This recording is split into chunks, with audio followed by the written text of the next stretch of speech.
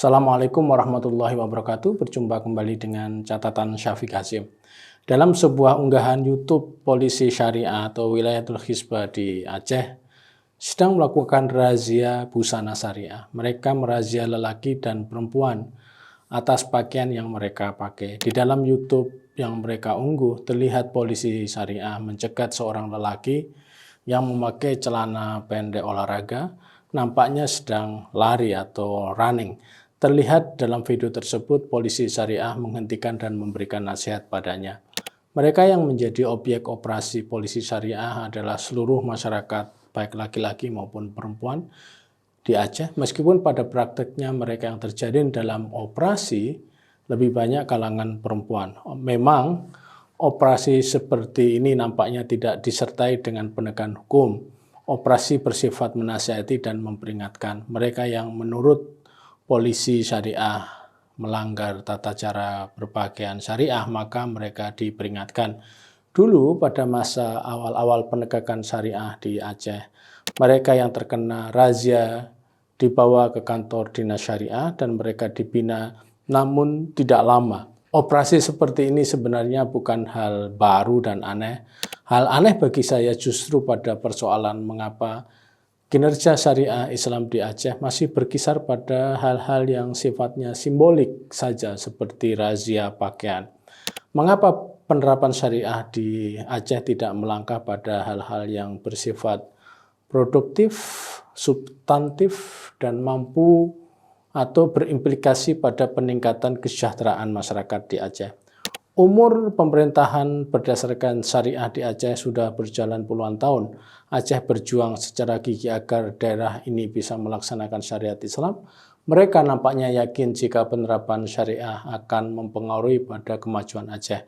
Penerapan syariah Islam di Aceh pada dasarnya merupakan kemenangan masyarakat Aceh karena mereka mampu menentukan nasib mereka sendiri untuk urusan syariah.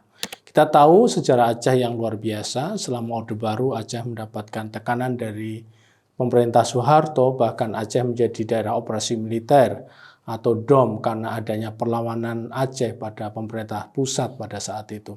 Aceh akhirnya berhasil menuju perdamaian abadi dengan menjalankan syariat Islam di provinsi itu. Pada awal penegakan syariah, Aceh memulai dengan melakukan penataan kehidupan ruang publik berdasarkan hukum syariah. Aceh menerapkan aturan-aturan kehidupan publik berdasar syariah. Tidak hanya itu, Aceh mengubah polisi Pamong Praja mereka menjadi polisi syariah atau Wilayatul Hizbah. Sebagai implikasi atas kebijakan ini, Aceh melakukan penegakan syariah tentang tata cara berbusana di ruang publik. Di mana-mana Wilayatul Hizbah melakukan operasi pakaian yang islami, khalwat dan sebagainya diamati. Di mana-mana perempuan Aceh harus menutup aurat dengan memakai jilbab atau pakaian syariah dan juga kalangan lelakinya dengan memakai pakaian muslim yang menutup aurat lelaki juga. Hal yang paling realistik untuk melaksanakan dan membuktikan pelaksanaan syariah ke publik pada waktu itu adalah melalui penertiban moralitas publik. Sebagai program awal pelaksanaan syariah Islam, penegakan moralitas publik itu bisa sangat dipahami karena cara inilah merupakan cara yang paling mudah dilakukan dan hasilnya juga paling mudah dilihat. Setelah puluhan tahun, public appearance pelaksanaan syariat Islam di Aceh ternyata tidak bergeser dari penegakan moralitas publik. Dalam tantangan untuk memajukan pelaksanaan syariah, perjuangan syariah harus beralih dari level yang simbolik kepada level yang lebih praktis dan berorientasi pada program-program untuk meningkatkan kesejahteraan masyarakat.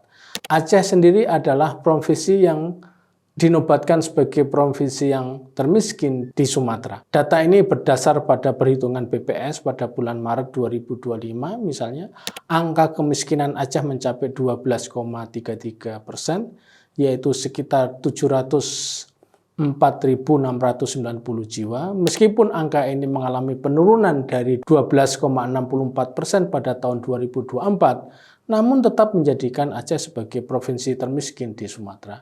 Berdasarkan data ini, maka sangat masuk akal jika daerah istimewa Aceh mulai beralih menuju pembangunan ekonomi syariah, industri digital, dan industri halal. Dan ketika diresmikan sebagai daerah istimewa syariah Islam, maka apa yang diraih ini sebenarnya adalah struktur politik yang perlu diisi dengan program-program di dalamnya. Artinya begitu diresmikan sebagai daerah yang menegakkan syariat Islam, Aceh sudah selayaknya memikirkan pengembangan daerah berbasis syariah ini untuk yang lebih luas. Sebagai pemerintah daerah yang memang resmi menjalankan syariat dalam sistem pemerintahannya, Aceh memiliki alasan dan modalitas sosial dan politik yang lebih dari cukup. Jika saya lihat perkembangan Aceh dalam 2 dekade terakhir, terutama setelah tsunami 2024-2025, Aceh belum menunjukkan perkembangan pembangunan daerah yang khas syariah namun maju. Pada era sekarang, pelaksanaan syariah itu sudah mengalami perluasan. Saya berpikir semestinya Aceh mempersiapkan ruang dan desain pembangunan daerah yang merujuk pada syariah. Cabang-cabang industri yang berbau syariah sangat banyak sekali. Hampir seluruh aspek dan cabang kehidupan memiliki cabang industri syariahnya. Katakanlah sekarang dalam makanan, minuman, obat, dan kosmetika, industri syariahnya pun pesat berkembang. Mungkin Aceh sudah berperan aktif dalam sertifikasi halal, namun sertifikasi halal ini bukan industri halal. Sertifikasi halal akan bermakna banyak jika industri halalnya juga banyak. Cabang-cabang industri halal inilah yang seharusnya diperbanyak, seperti industri farmasi, industri kosmetika, industri pangan, dan masih banyak lagi.